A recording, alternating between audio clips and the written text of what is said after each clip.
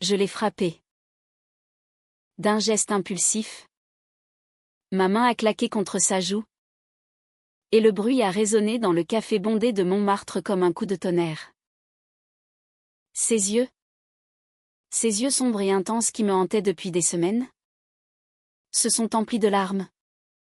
Mais elle n'a pas reculé, non. Elle m'a regardé avec une douleur si profonde que mon cœur s'est fissuré sur le champ. Comment en étais-je arrivée là? Moi. Alice.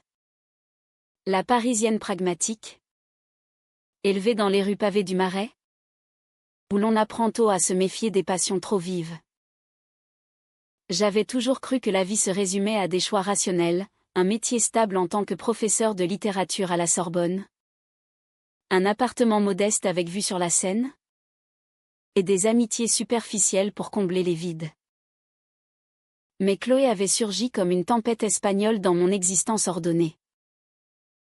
Elle, avec ses origines andalouses, apportée par sa mère immigrée à Paris dans les années 80, portait en elle cette flamme dramatique, cette intensité qui me terrifiait et m'attirait irrésistiblement. Tout avait commencé il y a 6 mois, lors d'une conférence sur la littérature ibérique. J'étais là pour présenter un papier sur Federico García Lorca. Et elle, Chloé, était intervenue depuis le public avec une passion qui avait électrisé la salle. Vous oubliez l'âme. Madame. Lorca n'était pas qu'un poète, il était un cri contre l'oppression. Un feu qui brûle encore dans les cœurs des opprimés. Ces mots m'avaient piqué au vif. Qui était-elle pour me défier ainsi?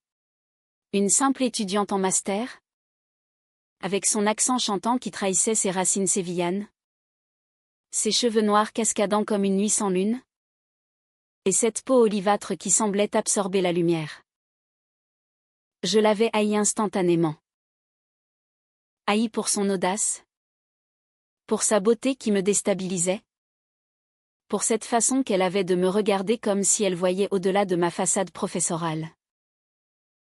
Dans les jours qui suivirent, nos chemins se croisaient sans cesse, à la bibliothèque de la Sorbonne, dans les cafés du quartier latin, même lors d'une manifestation contre les inégalités sociales où elle brandissait une pancarte avec ferveur.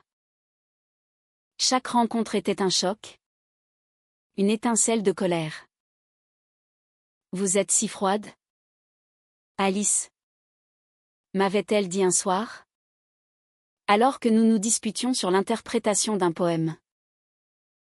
Vous analysez les mots, mais vous ignorez leur sens. Mon esprit bouillonnait. Pourquoi me touchait-elle autant? Était-ce de la jalousie pour sa liberté? Pour cette vie qu'elle menait sans chaîne? Contrairement à moi qui portais le poids d'une famille conservatrice? Mes parents, des bourgeois du 16e arrondissement, m'avaient élevé dans l'idée que l'amour était une affaire hétéronormée. Stable. Sans remous. J'avais réprimé mes doutes adolescents. Ces regards volés vers des filles au lycée. Pour me fondre dans le moule. Et voilà que Chloé, avec son charisme espagnol, ravivait ses flammes enfouies. Un jour, lors d'une soirée littéraire, la tension avait éclaté. Elle m'avait acculé dans un coin, ses yeux brillants de défi. Pourquoi me fuyez-vous, Alice? Est-ce parce que je vous fais sentir vivante? J'avais nié. Bien sûr. Mais intérieurement, un tourbillon m'envahissait. Vivante? Oui. Elle me rendait vivante. Mais d'une manière douloureuse.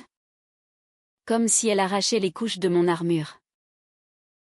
Ce soir-là, je rentrais chez moi, le cœur battant, me demandant si cette haine n'était pas le masque d'autre chose.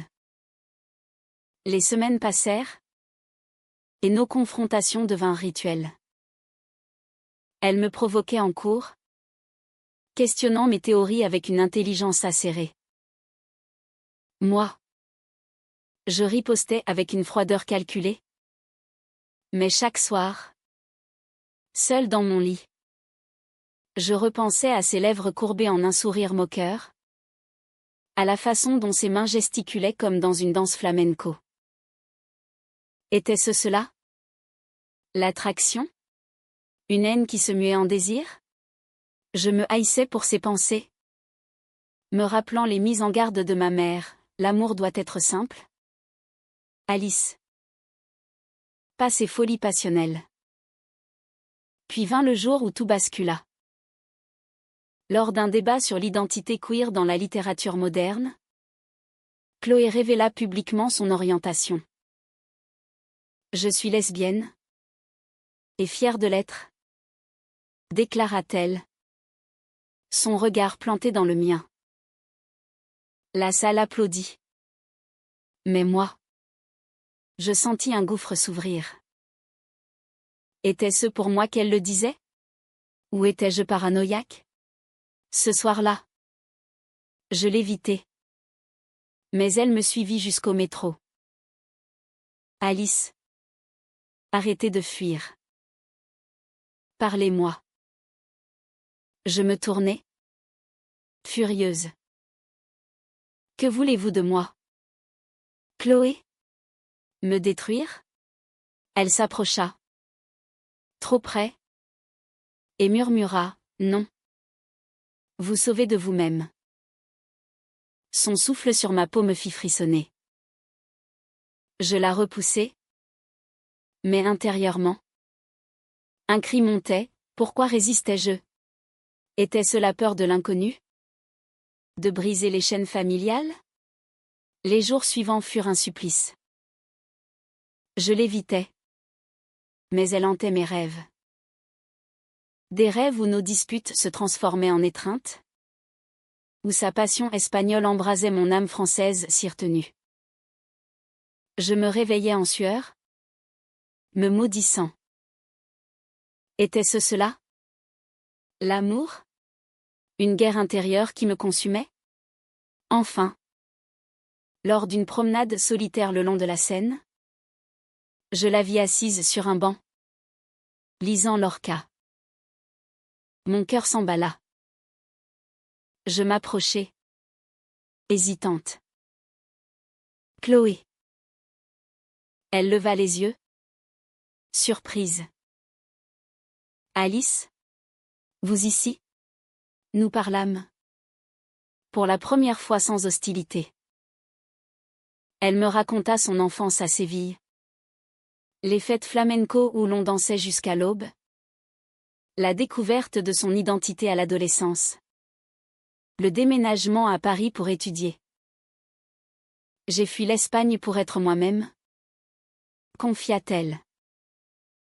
Mais ici, je me sens encore étrangère. Ces mots résonnèrent en moi. Étrangère? Moi aussi. Je l'étais dans ma propre vie. Pour la première fois, je baissai la garde. Je ne sais pas qui je suis. Chloé.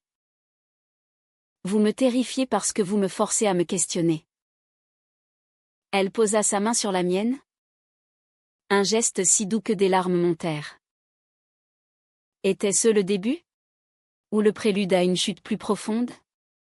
Ce contact, cette main sur la mienne au bord de la Seine, marqua le début d'un tourbillon émotionnel que je n'aurais jamais imaginé. Chloé devint une présence constante dans ma vie. Non plus comme une ennemie, mais comme une ombre qui illuminait mes doutes. Nos conversations se prolongeaient tard dans la nuit. Dans des cafés enfumés du Saint-Germain-des-Prés, où l'on débattait de tout, de l'amour, de l'identité, de la société française si polie en surface mais si rigide en profondeur. Intérieurement, je luttais. Chaque sourire qu'elle m'offrait déclenchait une vague de culpabilité. Qu'est-ce que je fais? Me demandais-je en rentrant chez moi. Fixant le plafond. Mes parents m'avaient inculqué des valeurs traditionnelles, mariage, Enfant. Stabilité. Et voilà que Chloé, avec sa vitalité espagnole, me poussait vers un abîme. Était-ce de l'amour naissant? Ou simplement une fascination pour l'interdit? Je repensais à mes années adolescentes. Ces regards furtifs vers des camarades de classe. Réprimés par peur du jugement. Chloé ravivait cela, mais avec une intensité décuplée. Un soir, lors d'une fête chez des amis communs, la tension culmina. La musique pulsait. Un mélange de jazz français et de rythme gitan qu'elle avait imposé. Elle dansait, ses hanches ondulant comme dans une sevillana. Et je ne pouvais détacher mes yeux. Dansez avec moi, Alice, cria-t-elle, tendant la main. J'hésitais. Mais le vin aidant, je cédai. Nos corps se frôlèrent, et un feu s'alluma en moi. Plus tard, sur le balcon, elle murmura, « Vous êtes belle quand vous vous laissez aller. » Je rougis. Balbutiai une excuse et m'enfuis. Le lendemain, la honte m'envahit. C'est mal, me disais-je. Je ne suis pas comme ça. Mais au fond, je savais que si. Chloé m'appelait, insistante. Parlez-moi. Alice. Ne fuyez pas encore. Nous nous revîmes. Et pour la première fois, elle avoua, je ressens quelque chose pour vous. Depuis le début. Cette haine. C'était un masque pour mon attirance. Ces mots me transpercèrent. Attirance? Moi aussi. Je l'éprouvais. Mais l'admettre signifiait tout renverser. Les semaines suivantes furent un mélange de joie et de tourment. Nous nous promenions main dans la main dans les jardins du Luxembourg, partageant des secrets. Elle me parla de sa première amour en Espagne, une fille du village qui l'avait trahi par peur sociale. Ça m'a brisé, confia-t-elle, les yeux humides. Mais ça m'a rendue plus forte. Moi, je lui ouvris mon cœur sur ma famille, mon père, avocat rigide, ma mère obsédée par les apparences. Il ne comprendrait jamais, dis-je. Elle serra ma main, alors. Battons-nous pour nous. Mais le doute persistait. Était-ce réel? Ou une illusion? Un jour, lors d'une dispute anodine sur un livre, la colère ressurgit. Vous êtes si lâche. Alice, lança-t-elle. Vous parlez d'amour? Mais vous avez peur de le vivre? Blessé. Je ripostai, et vous? Avec votre passion dévorante? Vous détruisez tout sur votre passage. Nous nous séparâmes en larmes. Seul. Je pleurais, pourquoi sabotais-je cela? Peur de l'engagement? Ou peur de moi-même? Puis vint la révélation d'un secret. En fouillant dans ses affaires lors d'une visite chez elle un appartement bohème dans le 18e, je découvris des lettres. Des lettres d'une ex-amante espagnole, pleines de regrets et de promesses de retour. Mon cœur se serra. Était-elle encore attachée? Je l'affrontai, qui est Maria? Chloé pâlit. Une ancienne histoire. C'est fini. Mais ses yeux fuyants me firent douter. Vous me mentez, criai-je. Elle pleura, non. Alice. J'ai peur de vous perdre. Cette nuit-là, le chagrin m'engloutit. Je me sentais trahi. Même si ce n'était pas une trahison réelle. Pourquoi les secrets, me demandais-je. Était-ce le destin des amours comme la nôtre? Semé d'obstacles? Je l'évitais pendant des jours, ruminant ma douleur. Mais elle insista, m'envoyant des messages poignants, sans toi. Je suis perdue. Enfin. Nous nous réconciliâmes lors d'une pluie battante à Notre-Dame. Trempés. Nous nous embrassâmes pour la première fois, un baiser doux, chargé d'émotions. Je t'aime, Alice, murmura-t-elle. Mon monde bascula. Était-ce le bonheur? Ou le prélude à plus de souffrance? Pourtant, les ombres planaient. Ma famille a pris vaguement pour une amie proche. Ma mère appela, Alice. Sois prudente. Les passions passagères ruinent des vies. Ces mots ravivèrent mes peurs. Et Chloé, de son côté, luttait contre son passé. Maria m'appelle encore, avoua-t-elle un soir. Mais c'est toi que je choisis. Le conflit intérieur s'intensifia. Choisir l'amour signifiait risquer tout, carrière, famille, société. Mais renoncer à Chloé était impensable.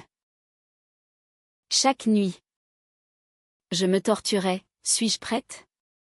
La réponse venait lentement, douloureusement. Le baiser sous la pluie marqua un tournant. Mais pas vers la paix, au contraire. Vers un chaos émotionnel plus profond. Chloé et moi devînmes inséparables. Nos journées rythmées par des promenades dans Paris. Des dîners intimes où l'on partageait des tapas maison pour honorer ses racines espagnoles. Pourtant, sous cette surface romantique, un volcan bouillonnait en moi. Est-ce que je mérite ça, me demandais-je constamment. L'amour avec elle était intense. Comme une corrida où l'on danse avec la mort. Les conflits surgissaient de nulle part. Un soir, lors d'une soirée avec des collègues, quelqu'un fit une remarque homophobe déguisée en blague. Chloé explosa, c'est inacceptable. Moi, par peur du scandale, je tempérai, calme-toi. Ce n'est rien. Elle me regarda. Blessée, rien? C'est notre vie qu'il moque. Rentrez chez moi. Je m'effondrai. Pourquoi minimisais-je? Était-ce pour protéger ma carrière? Ou par lâcheté profonde? Puis vint la trahison. Réelle cette fois. Maria, l'ex de Chloé, débarqua à Paris. Je l'appris par hasard. En voyant un message sur son téléphone, je suis là. Rencontrons-nous. Le monde s'écroula. Tu m'as menti, hurlai-je lors de notre confrontation. Chloé pleura, c'était pour clore le chapitre. Alice. Rien de plus.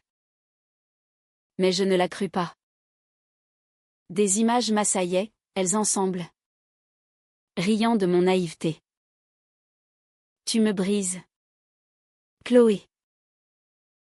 Comme elle t'a brisé. Je partis. Claquant la porte.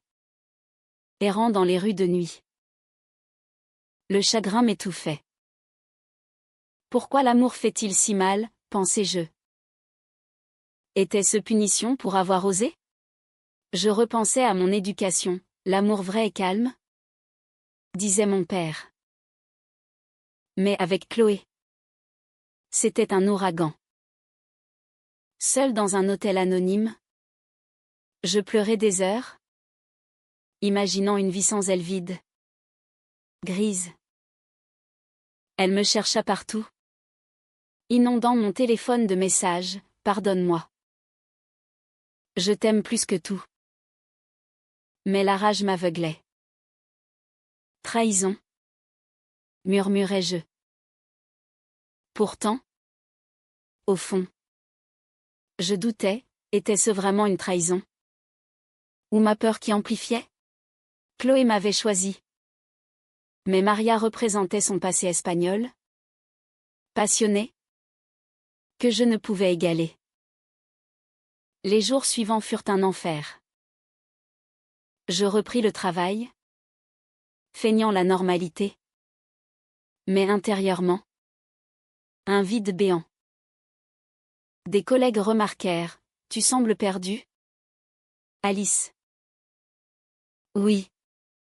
Perdue sans elle. Puis, un appel de ma mère, « J'ai entendu des rumeurs sur toi et une femme. » C'est vrai? Mon cœur s'arrêta. Non. Maman. Des ragots. Mais le mensonge me rongeait. Était-ce cela? Ma vie? Mentir pour survivre? Chloé força une rencontre au Louvre. Devant la Vénus de Milo, symbole d'amour imparfait. Alice. Écoute-moi. Maria est repartie. C'était une erreur de la voir? Mais pour toi, je renonce à tout. Ses yeux, rougis par les larmes, me suppliaient. Je craquai, pourquoi me fais-tu souffrir ainsi? Nous nous étreignîmes. Mais la confiance était fissurée. Dès lors, les doutes s'amplifièrent. Chaque regard échangé avec une amie déclenchait ma jalousie. Tu vas me quitter? N'est-ce pas? Accusai-je. Elle niait. Mais la tension montait. Un soir, lors d'une dispute explosive, elle cria, « Ton insécurité nous tue. Alice. Et moi, ton passé nous hante. » Nous nous séparâmes encore. Le cœur en lambeaux. Seul. Le chagrin devint abyssal. Sans elle. Qui suis-je? Me demandai-je. J'errais dans Paris, visitant des endroits chargés de souvenirs, le pont des Arts où nous avions accroché un cadenas symbolique. Le cadenas était toujours là. Mais notre amour? Je pleurais, imaginant un avenir solitaire. Pourtant, une lueur, des amis queer me contactèrent, offrant soutien. L'amour lesbien est une bataille, mais vaut la peine? Dirent-ils. Cela raviva l'espoir. Mais Chloé? Elle luttait aussi. Comme elle me l'avoua plus tard, ton absence me détruit. Le climax approchait. Lors d'une manifestation pour les droits LGBT à la Bastille, nos chemins se croisèrent. Elle brandissait une pancarte, « Amour sans frontières ». Nos regards se verrouillèrent. Et un torrent d'émotions déferla. Alice. Murmura-t-elle. Je m'approchai. Tremblante. Était-ce la fin? Ou un nouveau début? La manifestation à la Bastille fut le point de non-retour. Un maelstrom d'émotions où la foule hurlante amplifiait nos tourments intérieurs. Chloé et moi nous retrouvâmes au milieu du chaos. Nos corps pressés par la masse. Mais nos âmes isolées dans une bulle de douleur. Pourquoi es-tu ici? Demandai-je. La voix brisée. Elle répondit, pour nous. Pour ce que nous pourrions être. Mais mes doutes hurlaient plus fort, trahison? Peur. Société. Ce soir-là, nous rentrâmes ensemble. Mais la nuit fut un champ de bataille. Je ne peux plus supporter tes secrets. Chloé. Explosai-je. Elle riposta, et tes peurs? Elles nous empoisonnent. Les mots volèrent, acérés comme des lames.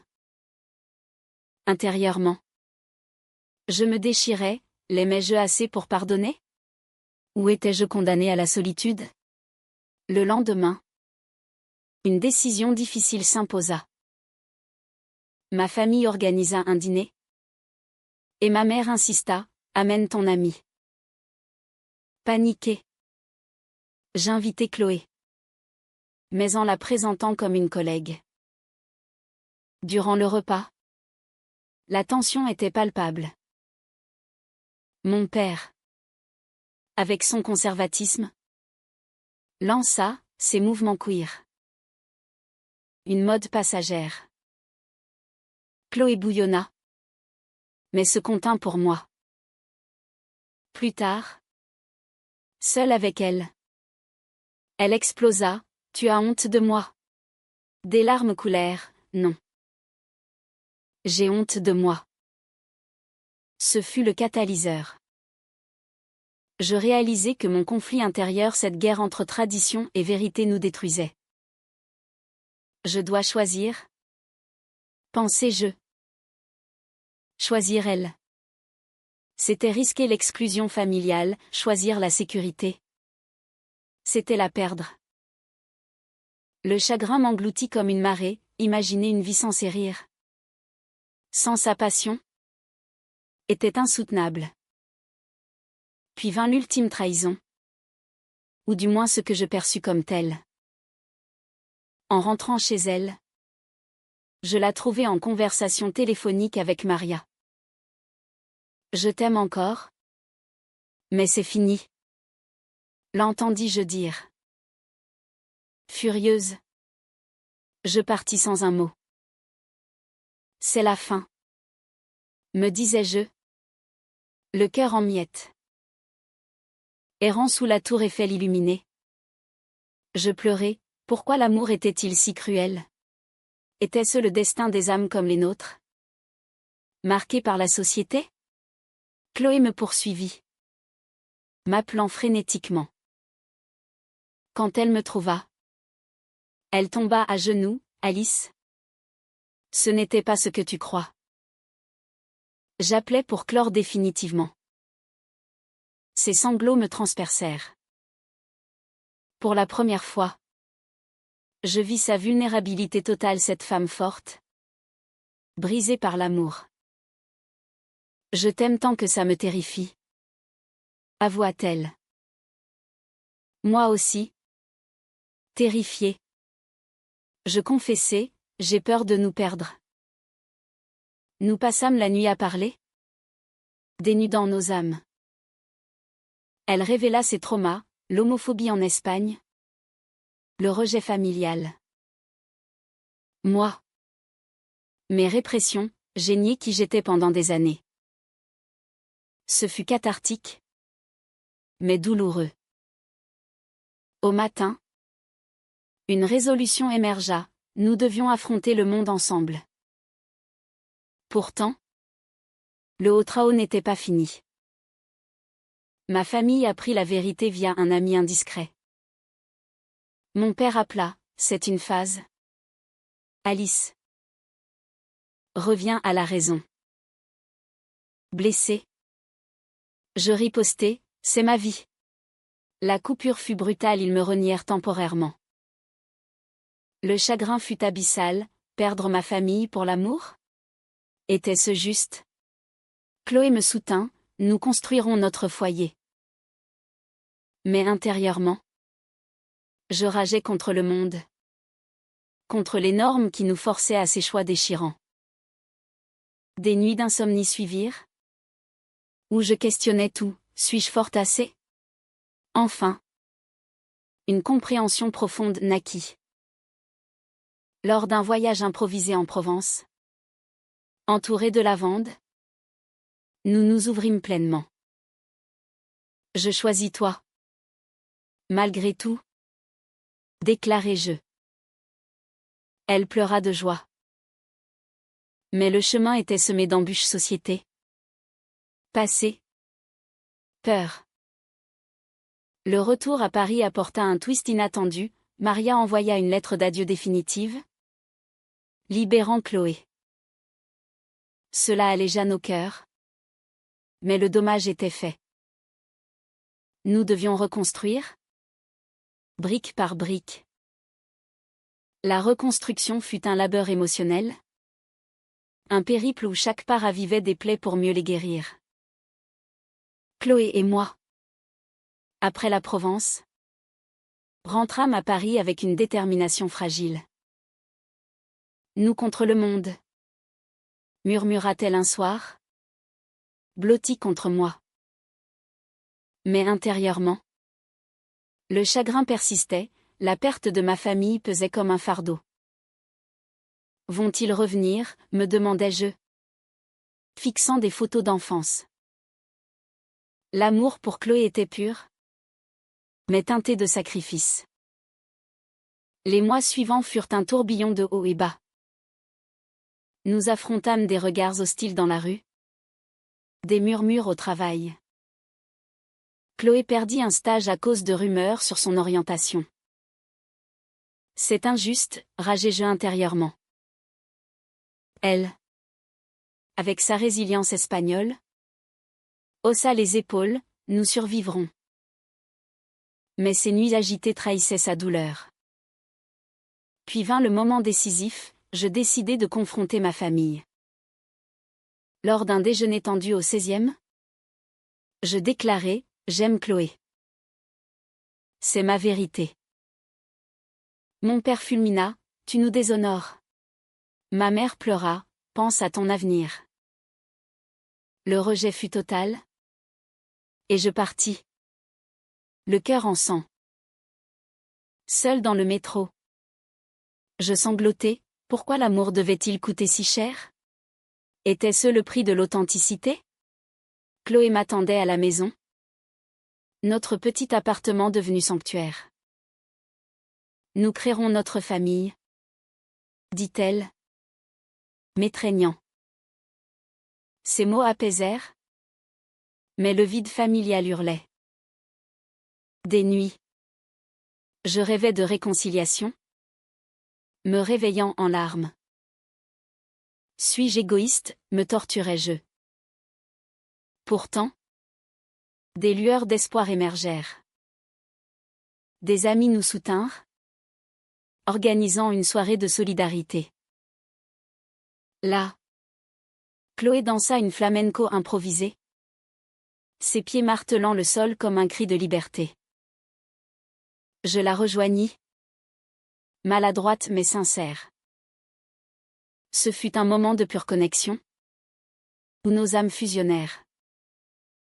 Mais le destin frappa encore, Chloé reçut une offre d'emploi en Espagne. C'est une chance. Mais je reste si tu le veux, dit-elle. Le dilemme me déchira, la laisser partir? C'était la perdre, l'empêcher. C'était l'étouffer. Va, murmurai-je, le cœur brisé. Mais reviens-moi. Elle partit. Et le chagrin fut océanique. Seul, je errais dans Paris, hanté par son absence. Les lettres affluaient: tu me manques? Mis à mort. Moi. Je répondais, masquant ma douleur. Intérieurement, une transformation s'opéra, je compris que l'amour vrai libère, pas emprisonne. Quand elle revint après un mois, ce fut un ouragan d'émotions. À ma porte, sous la pluie, elle apparut, valise en main. Je ne peux vivre sans toi. J'ai refusé le job. Nous nous étreignîmes, pleurant de joie. Mon cœur fond quand je te vois. Avouai-je. Ce fut le foyer naissant, nous déménageâmes ensemble, construisant une vie à deux. Ma famille. Lentement. Se radoucit ma mère à plat. Timide, viens avec elle. Le chemin fut long. Mais humain, pardon. Croissance. Amour. Aujourd'hui. Nous marchons main dans la main le long de la Seine. Nos cœurs apaisés. De la haine au chagrin. Au foyer une odyssée qui nous a rendus entières.